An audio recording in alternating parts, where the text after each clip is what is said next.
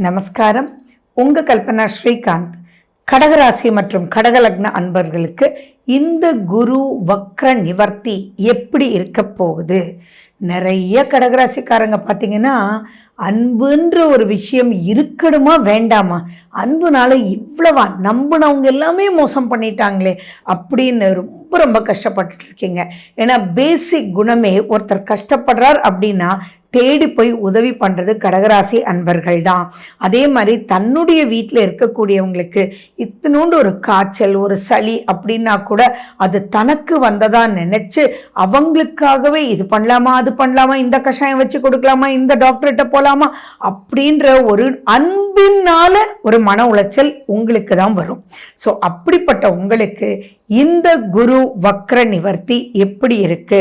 ஏன்னா நிறைய கடகராசிக்காரங்க சொல்றது, மேடம் நான் எவ்வளவோ நம்பிட்டு இருந்தேன், எனக்கு இப்போ எதுலேயுமே கைவிட்டு போச்சு அப்படின்னு சொல்றவங்க கடகராசி அன்பர்கள் தான். உங்களுக்காக தான் இந்த குருவே வந்து உங்களை நெக்ஸ்ட் ஸ்டேஜுக்கு, இன்னும் சொல்ல போனா செக்க போடு போடு ராஜா அப்படின்ற அளவுக்கு கடகராசி வந்து ரொம்ப அமோகமான ஒரு பொசிஷனுக்கு போக போறீங்க இன்னிலிருந்து. அதாவது எப்ப இருந்து? பிப்ரவரி 4ஆம் தேதி திருக்கணிதப்படி, பிப்ரவரி 11ஆம் தேதி வாக்கியப்படி ஆரம்பிக்கக்கூடிய பாசிட்டிவ் பீரியட் டபுள் டமாக்கான்ற அளவுக்கு ரொம்ப ரொம்ப ரொம்ப நல்லா இருக்கு. சரி, அது என்ன நல்லா இருக்கு அப்படின்றதெல்லாம் நம்ம பார்க்க போறோம். ஸோ இந்த வீடியோவை ஸ்கிப் பண்ணாம கடைசி வரைக்கும் பாருங்க. சப்ஸ்கிரைப் பண்ணலன்னா சப்ஸ்கிரைப் பண்ணிக்கோங்க, பெல் பட்டனை பிரஸ் பண்ணுங்க, ஆல் என்ற ஆப்ஷனை சூஸ் பண்ணிக்கோங்க. சரி, கடகராசி அப்படின்னு சொல்லும்போது உங்களுடைய 6ஆம் அதிபதி குரு, அதே மாதிரி உங்களுடைய 9ஆம் அதிபதியும் குரு. சோ அந்த குரு பகவான் லாபஸ்தானத்துல வந்து உட்கார்ந்திருக்கார் அப்படின்னா, அட்டேங்கப்பா, எந்த ஒரு விஷயத்துல எல்லாம் கஷ்டப்பட்டுட்டு இருந்தீங்களோ ஒரு பேப்பர் பேனை எடுத்து எழுதுங்க. நீங்க பட்ட கஷ்டங்கள் என்னென்ன இருக்கும் அப்படின்னு நம்பி நீங்க கடன் கொடுத்தவன் போன் கூட எடுக்க மாட்டான். நீங்க கடன் வாங்கியிருப்பீங்க, அவன் வந்து உங்க கழுத்தை நெரிப்பான். அதே மாதிரி மற்றவனுக்காக உங்க நகையை அடகு வச்சு நீங்க அவனுக்கு கொடுத்துருப்பீங்க. இப்போ நகை அடகுக்கு வச்சவன் நான் வந்து சேலுக்கு விட்டுடுவேன்னு சொல்லுவான். ஆனா இவன் வந்து கையை விரிப்பான் அல்லது நீங்க போகும்போது ஓடி போயிடுவான். அப்ப என்ன பண்றதுன்னே தெரியாம இருக்கும். இந்த பக்கம் உங்களுடைய இஎம்ஐஸ் எல்லாம் பயங்கரமா போயிட்டு இருக்கும். அப்படி இருக்கும்போது அதனுடைய விரைய காலமே ஆகி என்ன பண்றதுடா அப்படின்ற ஒரு முட்டுக்கட்டையா இருக்கும். அப்ப அது சம்பந்தமா உங்களுக்கு போனும் ஆட்களும் வரும்போது வீட்டுல கணவன் மனைவி இடத்துல தேவையில்லை, உங்களுக்கு எதுக்குங்க இந்த வேலை, உங்களதே முடியலையா, உங்களுக்கே எந்த ஒரு விஷயமும் செஞ்சு ஜெயிக்க முடியல, இல்ல ஃப்ரெண்டுக்கு வேற பண்ணாராம், இல்ல ஃப்ரெண்டோட அம்மாக்கு வேற பண்ணாராம், ஃப்ரெண்டு தங்கச்சி கல்யாணம்னு சொல்லிட்டு இவர் கழட்டி கொடுத்தாராம், ரொம்ப பெரிய இவன் ஜமீன்தாரு அப்படின்லாம் பேசுற அளவுக்கு நிறைய நிறைய விரோதங்கள் உங்களுக்கும் உங்களுடைய லைஃப் பார்ட்னருக்கும், ஏன் உங்க குடும்பத்திலேயே உங்களுக்கு வந்து ஒரு நெகட்டிவான ஒரு மைனஸ் இருக்கும். அந்த மைனஸ் எல்லாமே மேக்சிமம் நீங்க உங்களுக்காக பண்ணிருக்க மாட்டீங்க, மற்றவங்களுக்காக பண்ணி திணறிட்டு உட்கார்ந்துட்டு இருப்பீங்க. அதே மாதிரி நீங்க தொழில் பண்ணிட்டு இருந்தீங்க அப்படின்னா நீங்க வந்து கம்மியான அட்வான்ஸ் வாங்கிட்டு அவங்களுக்கு நீங்க டெலிவரி பண்ணியிருப்பீங்க. சரி, கொடுப்பான்ற ஒரு நம்பிக்கை தான். அந்த கம்பெனி பெரிய கம்பெனியா கூட இருக்கலாம், ஆனா அவங்க இழுத்தடிப்பாங்க அல்லது நீங்க பண்ணி அனுப்பிச்சதுல குறை கூறிட்டே இருந்து குறை சொல்லிட்டே இருந்து பணத்தை கொடுக்காம இழுத்துட்டு இருப்பாங்க. நீங்க இங்க அந்த ஆர்டரை நம்பி நீங்க வந்து எல்லாமே இன்வெஸ்ட் பண்ணிருப்பீங்க.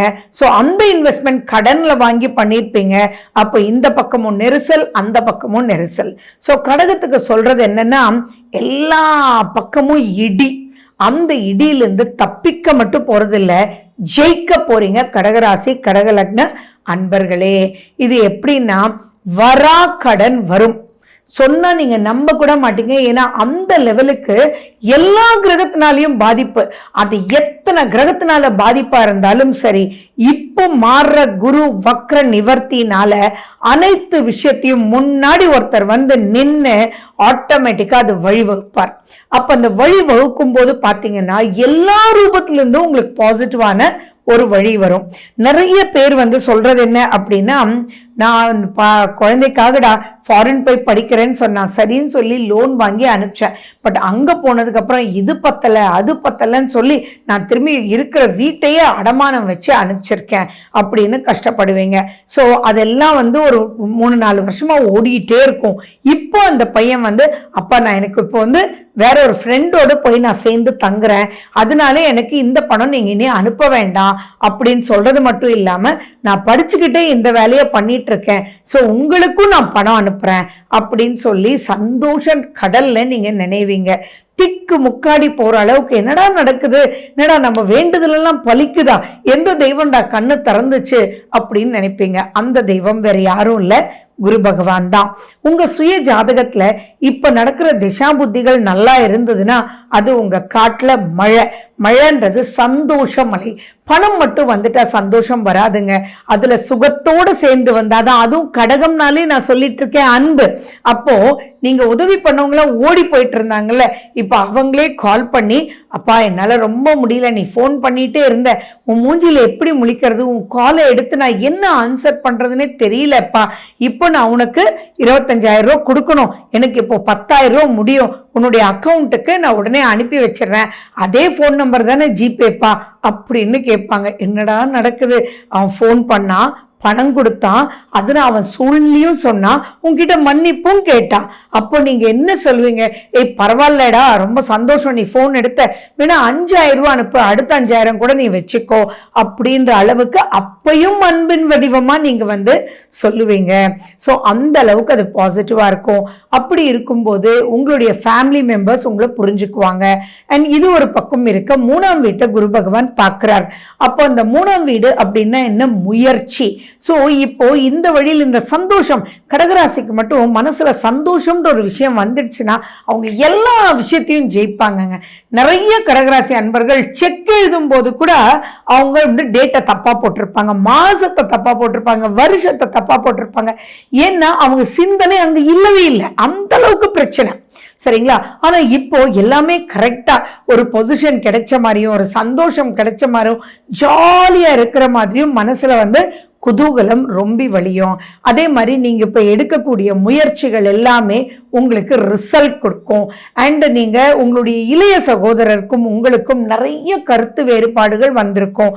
அப்போ உங்களுடைய மூத்த சகோதரர் கூட உங்களுக்கு இது ஒண்ணுமே இல்லாத விஷயம், ஏன்னா உன் கல்யாண பத்திரிக்கைலாம் அவன் பேர் போடலான்னு எவ்வளவா பிரச்சனை பண்ணுவீங்க, அதனால என்ன அங்க கல்யாண வீட்லயே நீ சண்டை போடுவ, அதெல்லாம் நல்லாவே இல்லப்பா அப்படின்னு சொல்லி உடனே உங்க இளைய சகோதரர் சொல்வார், சரி விட்டுருப்பா, ஏதோ ஒரு மனசுல இருந்த நீ மனசுல வச்சுக்காத, ஓகேன்னு சொல்லி உங்க மேல கை கோத்து நட்பு பெற்று அவங்களால் உங்களுக்கும் நன்மை, உங்களால் அவங்களுக்கும் நன்மை.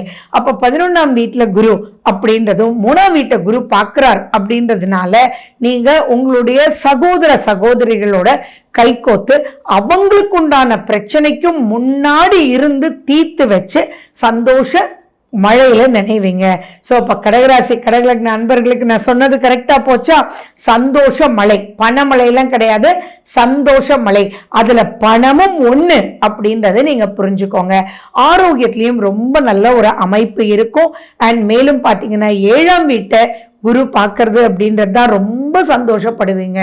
எல்லா ராசியோடையும் கடகத்துக்காரங்களுக்கு ஒரு நல்ல லைஃப் பார்ட்னர் அமையலைன்னா ரொம்ப டென்ஷன். ஏன்னா அன்பு அப்படின்றது இப்போ அவங்களும் புரிஞ்சுக்க போறாங்க, உங்களுடைய குழந்தைங்களும் உங்களை புரிஞ்சுக்க போறாங்க, உங்களுடைய முயற்சியும் வெற்றி கிடைக்கும். ஸோ எல்லா விஷயங்களும் பாசிட்டிவான ஒரு ட்ராக்ல போகுது.